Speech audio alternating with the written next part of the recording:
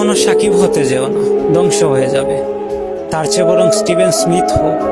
150 one day খেলে 43 এবারে যে 5197 রান আর মাত্র 12টা সেঞ্চুরি নামের পাশে থাকলেও কেউ তোমাকে নিয়ে ট্রল করবে না।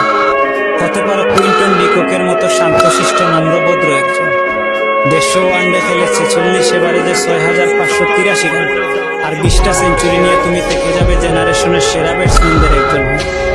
ক্যারিয়ারের প্রথম 2 ওয়ার্ল্ড কাপে ফ্লপ করে বিদায়ী সময়ে এসে 3টা সেঞ্চুরি করবে সর্বোচ্চ স্কোরার হওয়ার পর তোমার আর কোনো হ্যাটার্স থাকবে না। 162 ওয়ানডেতে 48 এবারে যে 6633 রানের সাথে 13 সেঞ্চুরি নিয়ে তুমি যদি হো কেন উইলিয়ামসনের মতো ঠান্ডা মেজাজে তাহলে সবাই তোমাকে বাহবা দিবে, কিন্তু কখনো সাকিব হইও না প্লিজ।